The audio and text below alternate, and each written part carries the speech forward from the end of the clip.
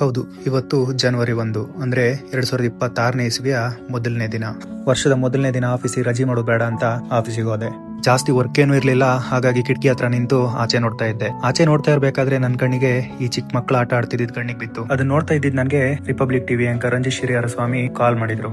ಕಾಲ್ ಮಾಡಿ, ಸ್ವಾಮಿ ಫ್ರೀ ಇದ್ರೆ ಕಾಡು ಮಲ್ಲೇಶ್ವರ ಟೆಂಪಲ್ ಬನ್ನಿ, ಅಲ್ಲೊಂದ್ ಸಣ್ಣ ಭಜನೆ ಮಾಡುವ ಅಂತ ಹೇಳಿದ್ರು. ಸರಿ, ನಾನು ಹೆಂಗೂ ಫ್ರೀ ಇದ್ದೆ ಅಂತ ಅಲ್ಲಿ ಹೊರಟೆ. ಹೆಂಗೂ ಗಂಟೆ ಒಂದಾಯ್ತಲ್ಲ ಅಂತ ಊಟಕ್ಕೆ ಅಂತ ಹೋಟೆಲ್ಗೆ ಬಂದೆ. ಆ ಹೋಟೆಲ್ ನ ಕೊಟ್ಟು ಊಟ ನೋಡಿ ಒಂದ್ ನಿಮಿಷ ದಂಗಾಗೋದೆ. ಎಲ್ಲಿಂದ ಶುರು ಮಾಡ್ಲಿ ಅಂತಾನೆ ಗೊತ್ತಾಗಿಲ್ಲ. ಅಲ್ಲಿಂದ ಸೀದಾ ರೂಮಿಗೆ ಬಂದು ಸ್ನಾನ ಮಾಡಿ ಸೀದಾ ಟೆಂಪಲ್ ಹೊರಟೆ. ಇಲ್ಕಣಿ, ಇದೇ ಕಾಡು ಮಲ್ಲೇಶ್ವರ ಟೆಂಪಲಿನ ಎಂಟ್ರೆನ್ಸ್. ನಿನ್ನೆ ವೈಕುಂಠ ಏಕಾದಶಿ ಇದ್ದಿದ್ರಿಂದ ಎಂಟ್ರೆನ್ಸ್ ಗೆ ಚಂದ ಮಾಡಿ ಡೆಕೋರೇಷನ್ ಮಾಡಿ ಇಟ್ಟಿದ್ರು. ಇದು ದೇವಸ್ಥಾನದ ಮುಖ್ಯ ದ್ವಾರ. ಹಂಗೆ ಫಸ್ಟ್ ದೇವರ ದರ್ಶನ ಮಾಡುವಂತ ಸೀದಾ ಟೆಂಪಲ್ ಒಳಗಡೆ ಹೋದೆ. ಬೆಂಗಳೂರಿಗೆ ಬಂದ್ ಇಷ್ಟು ವರ್ಷ ತುಂಬಾ ಹತ್ರದಲ್ಲೇ ದೇವಸ್ಥಾನ ಇದ್ರು, ಇದೇ ಫಸ್ಟ್ ಟೈಮ್ ದೇವಸ್ಥಾನದ ಒಳಗಡೆ ಹೋಗ್ತಿದ್ದು. ದೇವಸ್ಥಾನಕ್ಕೆ ಎಂಟ್ರಿ ಆಗ್ತಿದ್ದಂಗೆ ಒಂದು ಪುಟ್ಟದಾದ ಕಂಚಿನ ಸ್ಥೂಲ ಸ್ತಂಭ ಕಾಣಿಸುತ್ತೆ. ನೋಡ್ಲಿಕ್ಕೂ ಅಷ್ಟೇ ಚಂದ ಇದೆ. ಹಾಗೆ ಸಾಲಲ್ಲಿ ನಿಂತು ಆಚೆ ಈಚೆ ನೋಡುವಾಗ ನನ್ ಕಣ್ಣಿಗೆ ಬಿದ್ದಿದ್ದು ಈ ಒಂದು ಕಂಚಿನ ರಥ ಹಾಗೂ ಶಿವಲಿಂಗಕ್ಕೆ ಮುಖ ಮಾಡಿ ಕೂತ ಬಸವಣ್ಣ. ದೇವರ ಹಿಂಬದಿಯ ಗೋಡೆ ಹೆಚ್ಚಿನ ಭಾಗದಲ್ಲಿ ಕಂಚಿನ ಹಾಳೆಯಿಂದ ಕೂಡಿದ್ದು ನೋಡಲು ಚಿನ್ನದಂತೆ ಹೊಳೆಯುತ್ತಿತ್ತು. ಹಾಗೆ ತೀರ್ಥ ಸ್ವೀಕರಿಸಿ ಹೊರಗೆ ಬರಬೇಕಾದ್ರೆ ರಂಜಿತ್ ಸ್ವಾಮಿ ಹಾಗೂ ಅವ್ರ ಸ್ನೇಹಿತರು ಸಿಕ್ಕಿದ್ರು. ಹಾಗೆ ರಂಜಿತ್ ಸ್ವಾಮಿ ದೇವರಿಗೆ ದೀಪ ಹಚ್ಚಲಿಕ್ಕೆ ತಯಾರಿ ಮಾಡ್ತಿದ್ರೆ ನಾನು ಸುತ್ತ ಇದ್ದ ಪರಿಸರನ ಒಂದ್ಸಲ ಸ್ತಬ್ಧವಾಗಿ ನೋಡ್ತಾ ಇದ್ದೆ. ಬೆಂಗಳೂರಲ್ಲಿ ಅದರಲ್ಲೂ ಮಲ್ಲೇಶ್ವರಂ ಅಂತ ಪ್ಲೇಸ್ ಅಲ್ಲಿ ಇಷ್ಟೊಂದ್ ಮರ ಉಳಿದಿದೆ ಅಂದ್ರೆ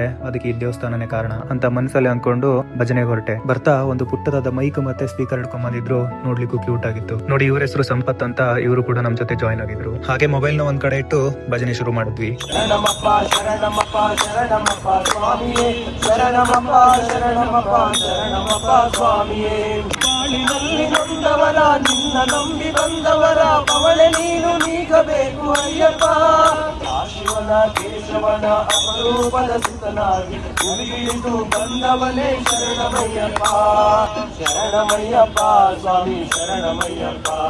ಗುರಿಗಳುಂಡೆ ಗರಿಯೆಂದು ದನಿ ಮಾಡಿ ಅಯ್ಯಪ್ಪನ ನಾಮ ನುಡಿಗೆ ಸಂಗಾಳಿ ಕಂಬಾಗಿ ಕಾವಿಸಿದೆ, ಸಂಗಾಳಿ ಕಂಬಾಗಿ ಕಾವಿಸಿದೆ.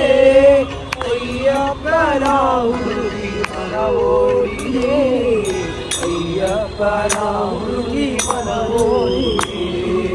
ಭಜನೆ ಶುರು ಮಾಡುವಾಗ 4 ಜನ ಇದ್ವಿ. ಹಾಗೆ ಇನ್ನೊಂದಿಬ್ರು ಸ್ನೇಹಿತರು ಬಂದು ಸೇರಿಕೊಂಡ್ರು. ಹಾಗೆ ಅಲ್ಲಿಗೆ ಬಂದಿದ್ದ 4 ಹೆಣ್ಮಕ್ಳು ಕೂಡ ನಮ್ ಜೊತೆಯಾಗಿ ಭಜನೆ ಮಾಡಿದ್ರು. ಒಂದಷ್ಟು ಭಜನೆಗಳನ್ನ ಹೇಳಿ ಮುಗಿಸಿ ಅಲ್ಲಿಂದ ಹೊರಟ್ವಿ. ಕ್ಷಮೆ ಇರ್ಲಿ, ಇದೊಂದು ಭಕ್ತಿಯ ವಿಚಾರ. ಇದನ್ನ ಬ್ಲಾಗ್ ಮಾಡಿದ್ದಕ್ಕಾಗಿ, ಬ್ಲಾಗ್ ಕಂಟೆಂಟ್ ಗಾಗಿ ಭಜನೆ ಮಾಡಿದ್ದಲ್ಲ, ಈ ಭಜನೆ ನೆನಪಿಗಾಗಿ ಬ್ಲಾಗ್ ಮಾಡಿದ್ದು. ಅಂದ ಹಾಗೆ ನಾನು ಭರತ್ ಪಿತ್ತಲ್ಕಟ್ಟೆ. ವಿಡಿಯೋ ಇಷ್ಟ ಆಗಿದ್ರೆ ಈ ಅಕೌಂಟ್ ನ ಫಾಲೋ ಮಾಡೋದನ್ನ ಮರಿಬೇಡಿ.